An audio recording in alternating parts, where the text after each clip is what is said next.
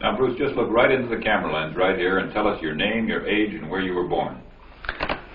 My last name is Lee, Bruce Lee. I was born in San Francisco in 1940. I'm 24 right now. And you worked in motion pictures in Hong Kong? Yes, since I was around 6 years old. And when did you leave Hong Kong? 1959, when I was 18. I see. Now look over to me, Bruce, as we talk. I understand you just had a baby boy? Yeah. And you've lost a little sleep over it, have you? 3 nights. And tell the crew what time they shoot the pictures in Hong Kong. Well, it's mostly in the morning because it's kind of noisy in Hong Kong, you know, around 3 million people there. And so every time when they have picture, it's mostly, say, around 12 a.m. to 5 a.m. in the morning. I see. They'd love that there. And you went to college in the United States? Yes. And what did you study? Philosophy. I see. Now, you told me earlier today that karate and jiu-jitsu are not the most powerful of the best forms of Oriental fighting. What is the most powerful of the best form? Well, it's bad to say the best, but in my opinion, I think Kung Fu is pretty good. Would you tell us a little bit about Kung Fu? Well, Kung Fu is originated in China. It is the ancestor of karate and jiu-jitsu. It's more of a complete system, and it's more fluid. By that I mean it's more flowing. There is continuity in movement instead of one movement, two movement, and then stop. Would you look right into the camera lens and explain the principle of the glass of water as it applies to Kung Fu? Well, Kung Fu, the best example would be a glass of water. Why? Because water is the softest substance in the world, but yet it can penetrate the hardest rock or anything, granite, you name it. Water also is insubstantial. By that I mean you cannot grasp hold of it. You cannot punch it and hurt it. So every Kung Fu man is trying to do that, to be soft like water and flexible and adapt itself to the opponent. I see. What's the difference between a Kung Fu punch and a karate punch? Well, a karate punch is like an iron bar, whang. A Kung Fu punch is like an iron chain with an iron ball attached to the end, and it go whang, and it hurt inside. Okay.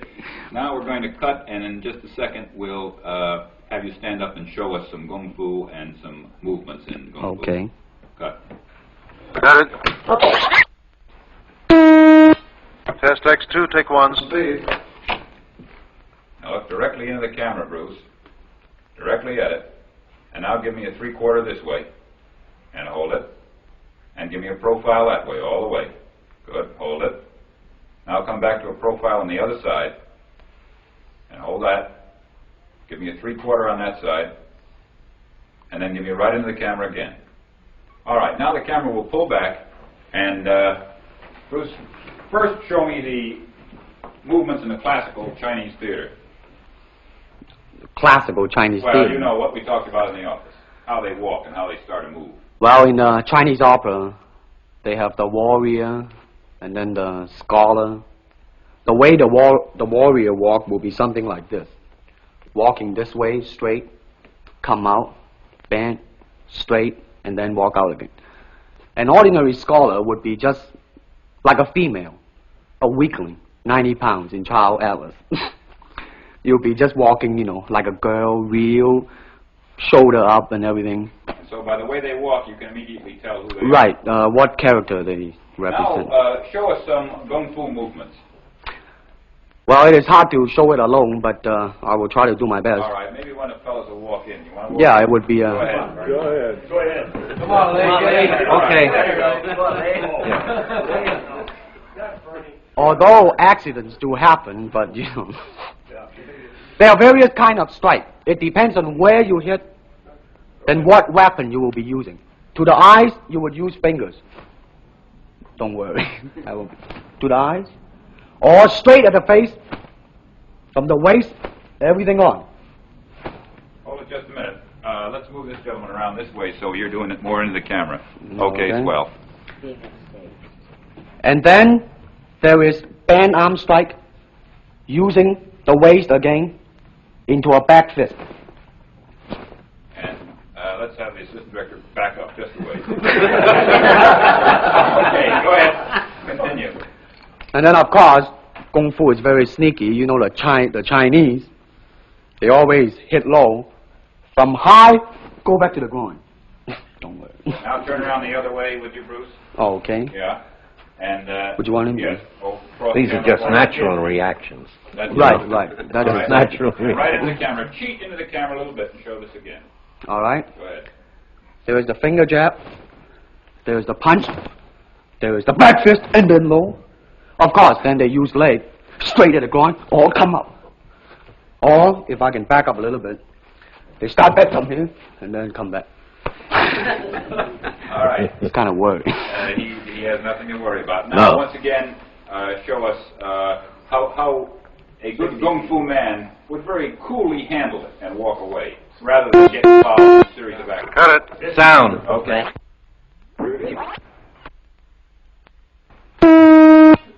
Test X2, take 2. Now, Bruce, so that we can clearly see what you're doing this time, we'll face the fact that there's nobody there. Okay. Show me now the difference between jiu-jitsu, which is long and involved, and Kung Fu, which is very quick if you have an opponent.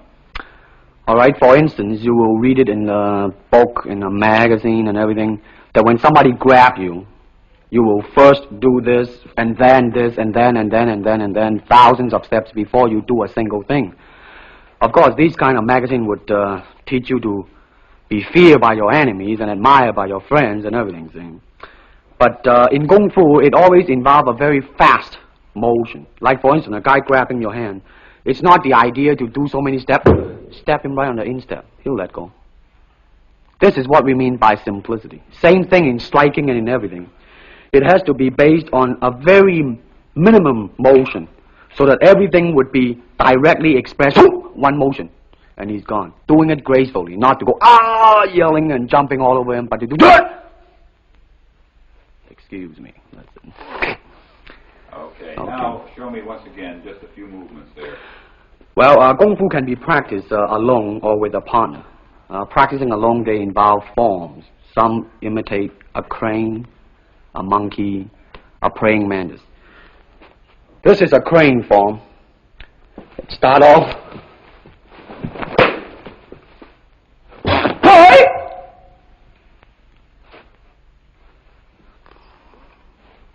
This is one of the movement involved. Show us one more movement, and then we'll be all through. Okay, I'm glad to hear that. They have the tiger that start like a tiger, using claw to claw the face, or the beak of the crane to the eyes move.